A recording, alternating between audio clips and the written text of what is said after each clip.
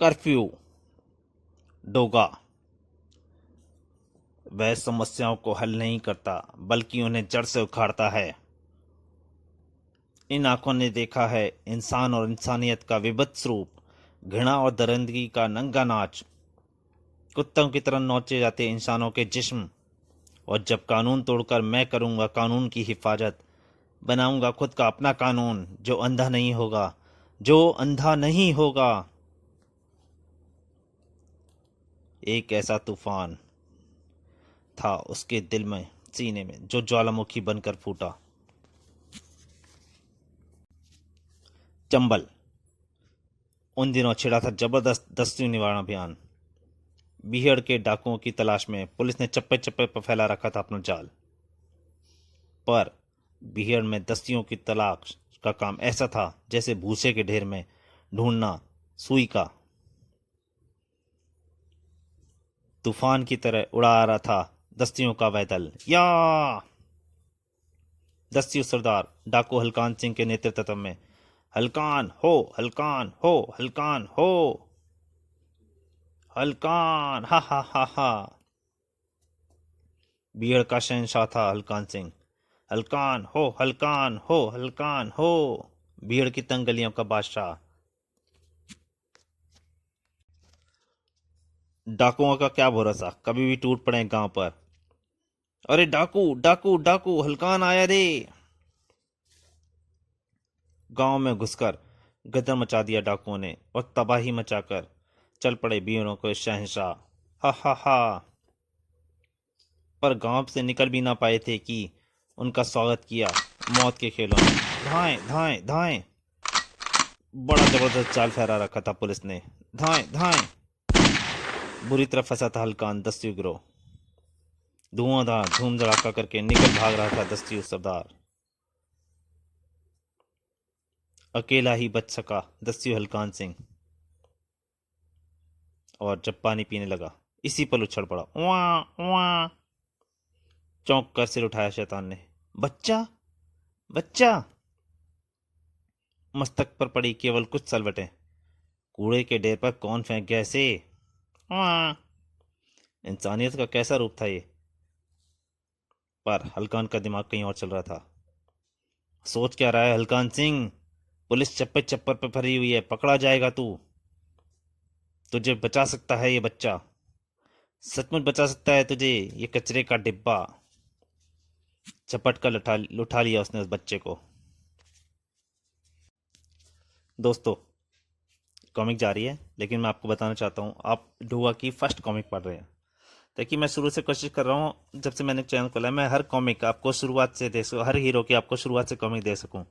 मेरा एक प्रयास है कि हर कॉमिक, जो भी कॉमिक पढ़ने के शौकीन है, जो भी कॉमिक पढ़ना चाहते हैं, उनको हर हीरो की कॉमिक शुरुआत से मिल सके। तो अब दोस्तों, डोगा की फर्स्ट कॉमिक ध्यान से पढ़िएगा। और तभी घेर लिया पुलिस पार्टी ने। हलकान सिंह, हथियार फेंक, आत्मसमर्पण कर दे।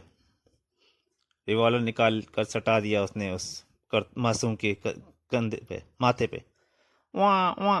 इंस्पेक्टर, रिवॉल्वर फेंक दो अपने, नहीं तो इस बच्चे को खत्म कर दूंगा मैं। हथियार तो नहीं फेंके किसी ने, किंतु बेबस तो हो ही गए थे वे। अबे चुप हो जा, क्या वहां लगा रखी है?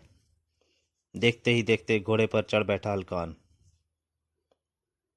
और दौड़ा दिया घोड़ा उस शैतान ने पुलिस को धूल चटाने के लिए। हा हा हा। हलकान को पकड़ना आसान नहीं। बच्चा उसके लिए बड़ा किस्मत वाला साबित हुआ, और यह बात हलकान भी भली भांति समझ गया था। वाह बेटे, तू तो नसीब बनकर आया है हलकान का। पर है तो तू कच्चे साले कच्चे की पेटी का ना, यानी हराम की औलाद। लेकिन इस बात से अब हलकान को कोई मतलब नहीं था। चल पड़ा रहियो एक तरफ, ऐसे ही पल जाएगा जैसे गली के कुत्ते पलते हैं, आवारा कुत्ते। अब मुझे तो अपना गैंग बनाना है दोबारा, जो तबाह हो गया।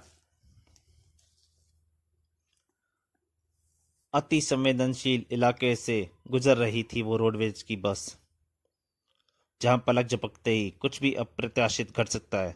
आए, रोड पे पत्थर किसने रख दिया? बस में ही सवार था वह यात्री भी।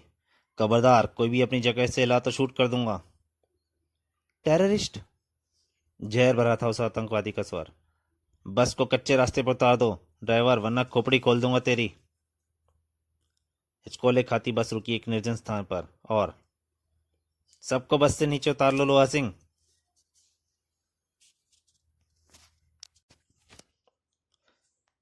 मौत की दहशत की खोपड़ी सफेदी सबके चेहरों पर दिखाई पड़ रही थी। उतरो नीचे। और कोई हंगामा नहीं, कोई आवाज नहीं। पंक्तिबंद खड़ा कर दिया गया सबको। नेता तो वो शायद उनका जगीरा।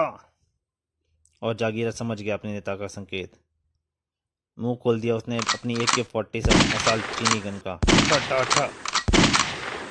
वहां तक पहुंचकर हाथ रुक गए उस जालिम के।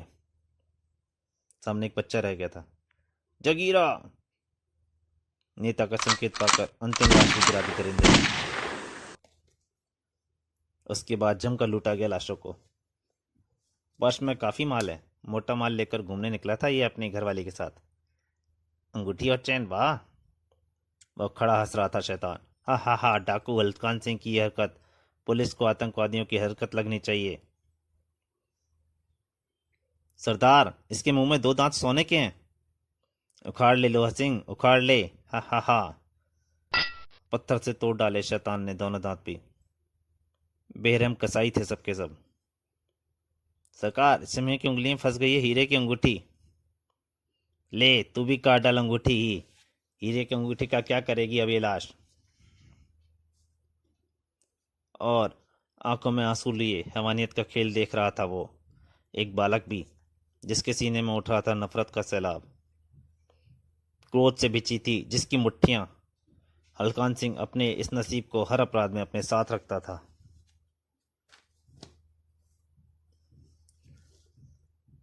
महानगर बंबई। एक विशेष पान मसाले के विज्ञापन ने धूम मचा रखी थी महानगर में। पान खराब, बस एक ही पाउच में हो जाएंगे आप इसके दीवाने।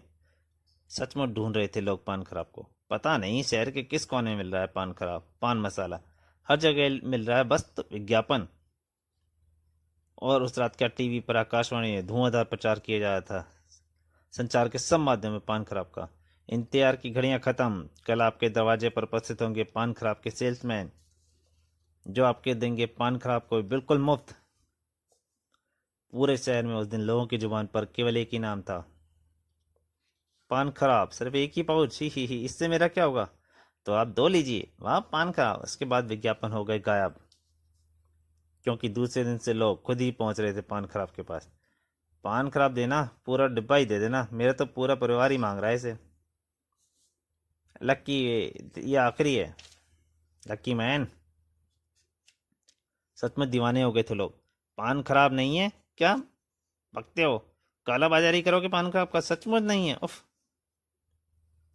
बच्चे तक छूते नहीं थे पान खराब के चलते। वाह, पान खराब, मजा आ जाएगा, महा मजा, ही।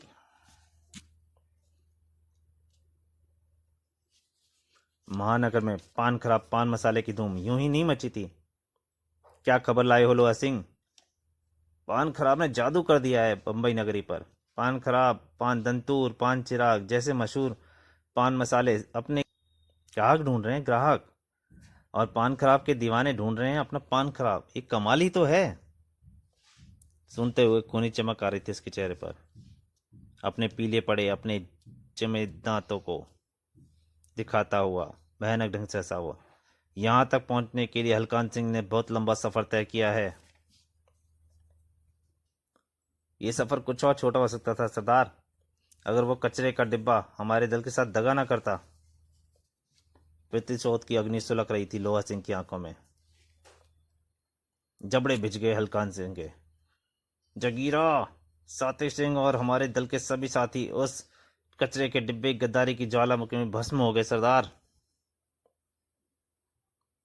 अगर समय रहते आप और मैं ना निकल आते तो पुलिस का कितना लोहा हमारे जिस्मों का हिस्सा बन गया होता। फिर यहाँ महानगर में आकर नया दल बनाने में कितने बरस लग गए हमें। बस करो अलारा सिंह, बस करो, जख्मों पर नमक मत छिड़को। क्रोध से लार टपकने लगी थी हलकान सिंह की। वो कचरे का डिब्बा भी याद है मुझे। देखो देखो, इस बैरल पर लगी केवल एक गोली को, और पूछो कि क्यों लगी यहाँ। पूछो लोहा सिंह, पूछो। इस गोली पर लिखा है, उसी कुत्ते का नाम लिखा है।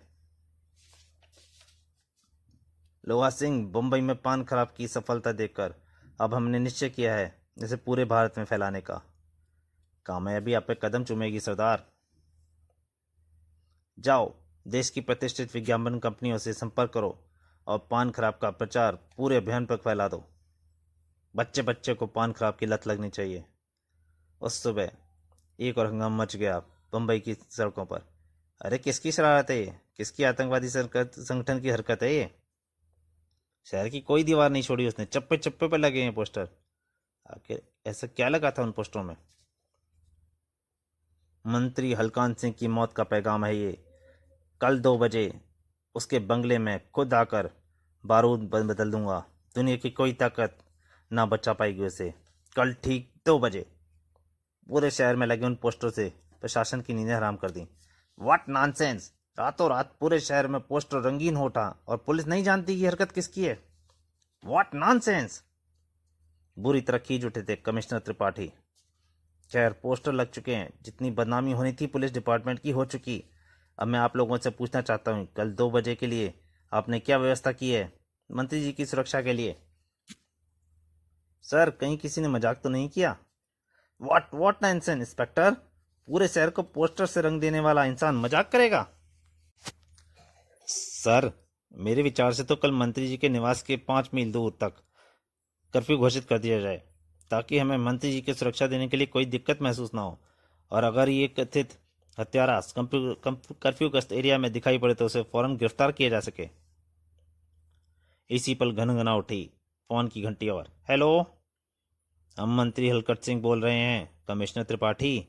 ओह मंत्री जी, आप हमारी सुरक्षा के लिए क्या कदम उठा रहे हैं आप? व्हाट नॉन वो मंत्री जी, कल 10 बजे आपके निवास के 5 मील दूर तक कर्फ्यू घोषित कर दिया जाएगा। और बस कमिश्नर, इसके अलावा उस दूसरी कोई व्यवस्था नहीं करनी है आपको। What nonsense! मेरा मतलब है, ये आप क्या कह रहे हैं मंत्री जी? कर्फ्यू ग्रस्त एरिया में 2 बजे के बाद तुम्हारा कोई भी पुलिसिया नहीं होना चाहिए कमिश्नर, ये हमारा ऑर्डर है। नॉनसेंस। तो दोस्तों,